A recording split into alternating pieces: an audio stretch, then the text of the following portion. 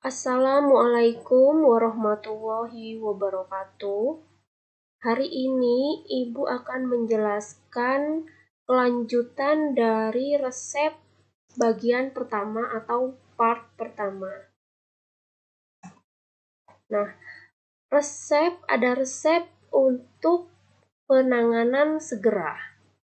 Nah, jika kalian menerima resep, terdapat kata-kata atau singkatan berikut ini, maka resep tersebut harus didahulukan pengerjaannya. Dan kemudian obat tersebut harus segera diberikan kepada pasien secepatnya. Nah, apa itu singkatan atau kata-katanya? Yaitu adalah PIM. PIM itu kepanjangannya periculum in mora. Periculum in mora artinya berbahaya jika ditunda. Jadi resepnya tidak boleh ditunda pengerjaannya. Ya, menerima resep jika ada PIM, tanda PIM ini di atas itu harus segera dikerjakan. Kemudian ada kata Cito itu artinya segera. Maksudnya itu segera dikerjakan resepnya. Selanjutnya ada statim artinya penting dan urgent juga artinya penting. Jadi ketika ada resep, kemudian resep itu tertulis PIM atau Cito atau statim atau urgent, itu harus segera dikerjakan dan obatnya harus segera diberikan kepada pasien. Nah, contohnya seperti ini. Nah, jika ada resep obat dari dokter, kemudian ada tulisan Cito atau PIM atau urgent ya atau statim, itu harus segera dikerjakan. Berarti pasien itu dalam keadaan gawat darurat atau kritis. Biasanya di rumah sakit ya, resep-resep yang berlogo seperti ini, yang ada singkatan atau kata-kata seperti ini. Nah, selanjutnya ada resep yang mengandung obat narkotika. Nah, resep yang mengandung obat narkotika itu tidak boleh ada tanda iter. Iter itu kepanjangannya iterati, artinya dapat diulang. Ya, jadi resep narkotika itu tidak boleh diulang ya, karena tidak boleh ada tanda iternya. Kemudian resep narkotika juga tidak boleh ada singkatan MI. MI itu kepanjangannya adalah mihi ipsi.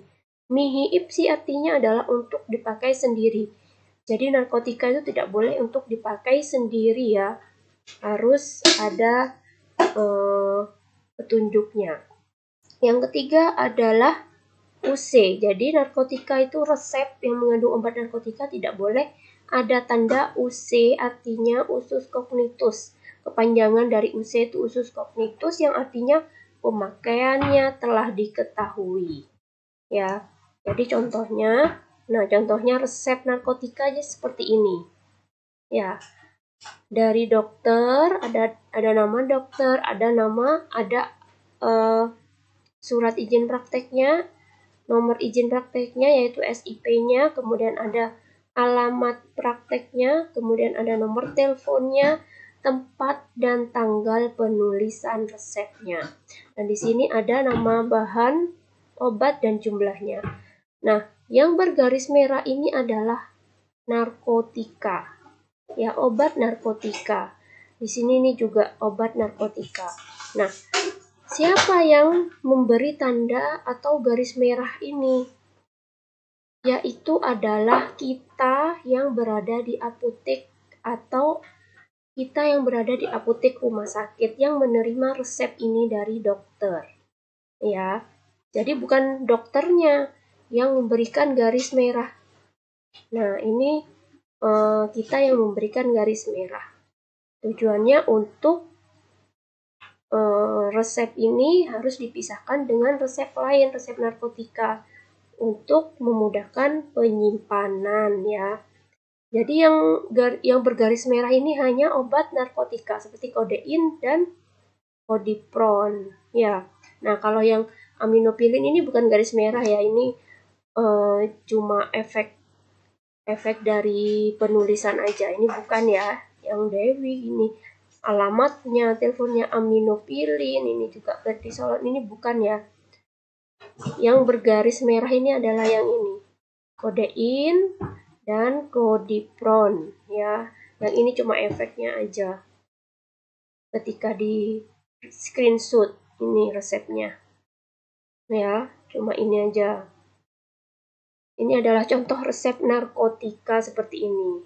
Dan terlihat di sini tidak ada kata 3 ini. Gak ada kata iter, tidak ada tanda iter, tidak ada MI, mihi ipsi, dan UC, usus cognitus. Ya, tidak ada tanda itu di sini juga. Nah, selanjutnya ada resep yang dapat atau tidak dapat diulang. Ya, jadi dokter itu bisa menghendaki agar resepnya dapat diulang.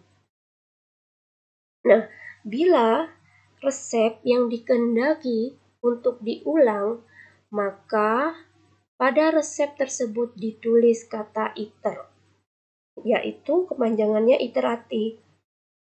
Artinya dapat diulang dan diikuti angka yang menunjukkan jumlah pengulangan dari resep tersebut. Contohnya di sini ada tertulis resepnya, tertulis iter 3 kali, berarti resep tersebut dapat diulang sebanyak 3 tambah 1, berarti resep dapat diulang sebanyak 4 kali. Ya, 3 tambah 1, iter 3 kali, berarti resepnya dapat diulang sebanyak 4 kali. Kalau ada kata iter 2 kali, berarti resep yang dapat diulang sebanyak 3 kali. Dan seterusnya. Jadi tambah 1 ya, tambah 1 semua. Itu yang resep yang dapat diulang. Contohnya seperti apa? Di sini ada contoh resep yang ada iternya. Ya, nah di sini ada kata iter 4 kali, ada kata iter 1 kali. Dan pastinya ini bukan resep narkotik, karena resep narkotika tidak boleh ada iternya. Ya, ini resep biasa, racikan biasa. Kalau ini resep puyer, pulveres, ini puyer. Kalau ini asid salisil, mentol, dan talkum, ini adalah pulvis aspersorius. Ini adalah bedak tabur. Resep bedak tabur, ini resep puyer. Ini ada iternya. Iter 4 kali berarti resep ini dapat diulang sebanyak 5 kali. Sedangkan ini iter 1 kali, resep ini bisa diulang sebanyak 2 kali. Ya, jadi seperti itu ya.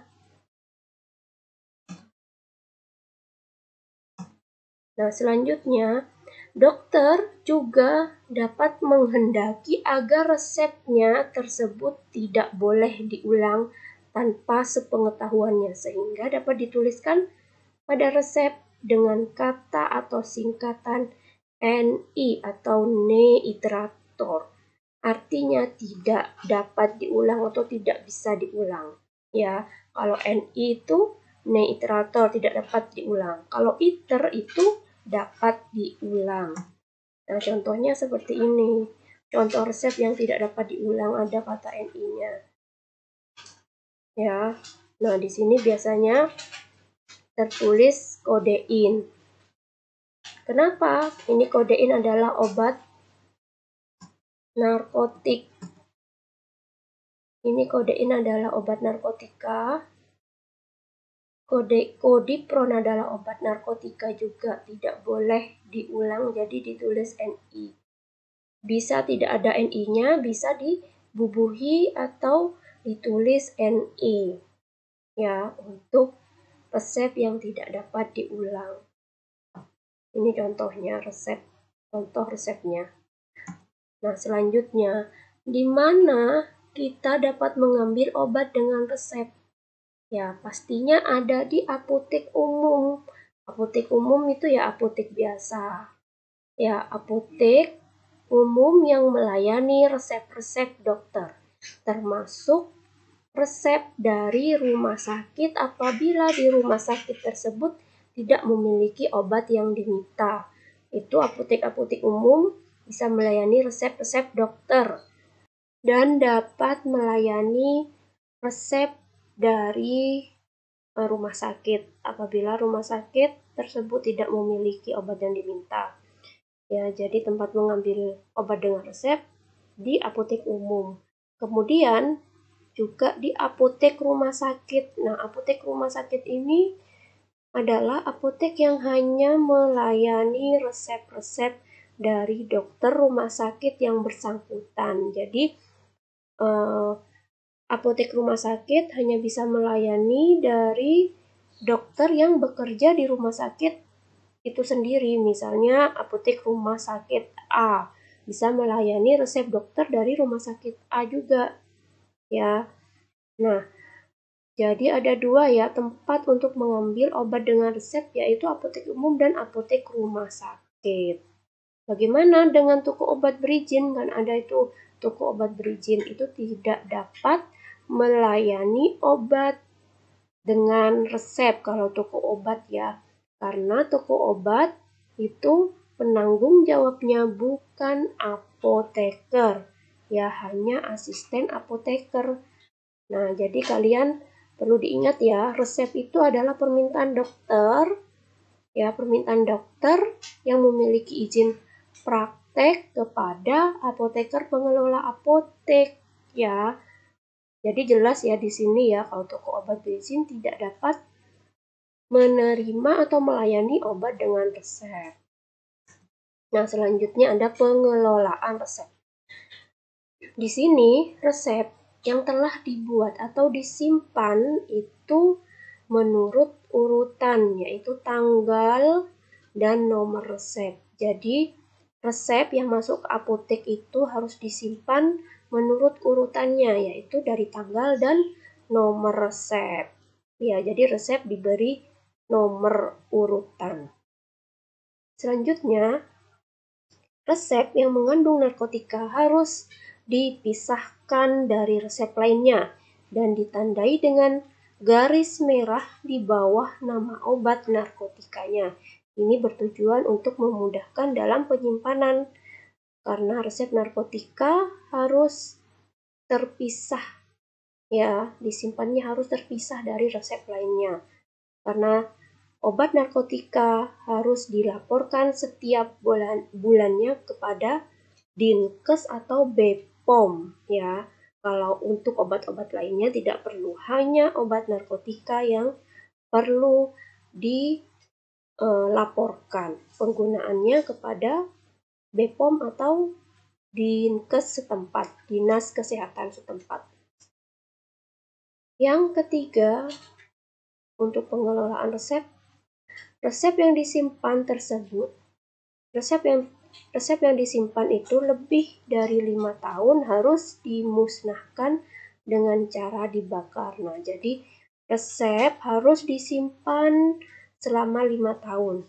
Setelah 5 tahun, resep-resep tersebut harus dimusnahkan dengan cara dibakar. Hanya dengan cara dibakar ya, bukan disobek atau dibuat bungkus kacang atau dibuat bungkus apa, bukan ya, harus dibakar cara pemusnahan resep. Selanjutnya, pemusnahan resep dilakukan oleh apoteker pengelola apotek atau apoteker penanggung jawab apotek, itu sama ya, dengan membuat berita acara pemusnahan kepada Dinas Kesehatan setempat, ya. Jadi harus membuat berita acara ketika dilakukan pemusnahan resep. Nah, kemudian di resep itu banyak singkatan bahasa Latin. Jadi kalian semua harus hafal dan harus tahu apa kepanjangan dan artinya dari singkatan bahasa Latin tersebut.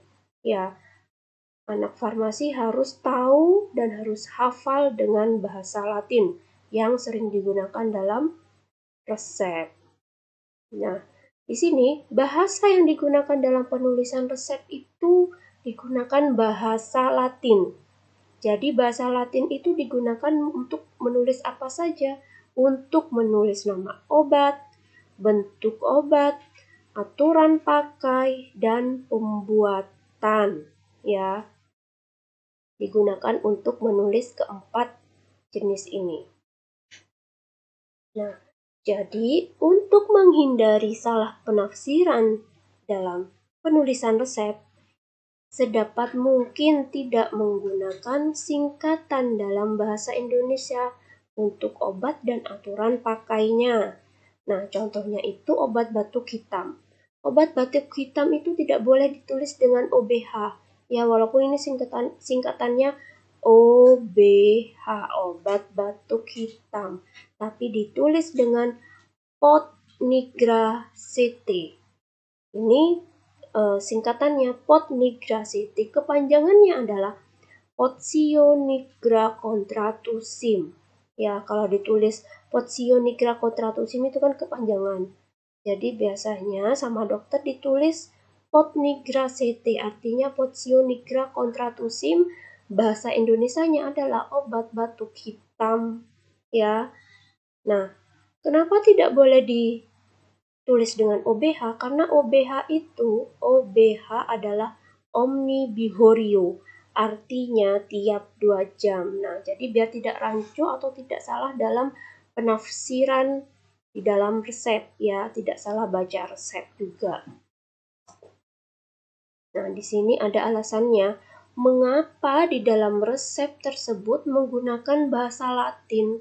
Nah, karena bahasa Latin itu adalah bahasa yang mati.